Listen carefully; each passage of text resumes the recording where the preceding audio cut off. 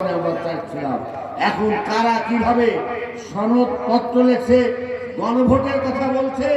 আমি আগে বলছি, আজকে আবারও বলছি, জাতীয় সংসদ নির্বাচন আগে কোনো ভোট হবে না এবং কোনো ভোট হতে দেওয়া যাবে না এই দেশে।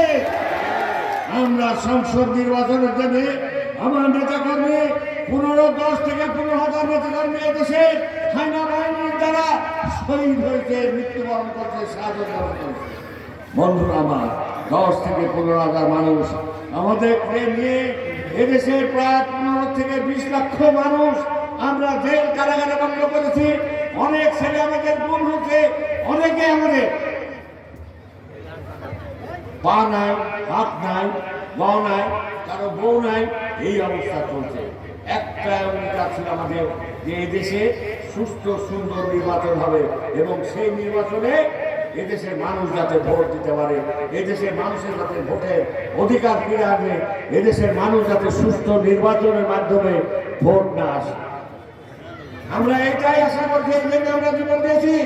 আমার নেতা তারেক রহমান শুধু কোষাগার একজন থেকে এটাই বলেছে যে দেশে সুস্থ সুন্দর নির্বাচনের জন্য আমরা প্রস্তুত আমরা তার নির্দেশে আমরা ভোটের অধিকার বড় আজকে যদি ভোটকে বাড়ি হয়, সেই ভোটে নিয়ে যদি কোনো ষড়যন্ত্র হয়, সেই ষড়যন্ত্র আমরা মানব না, মানব না, মানব না।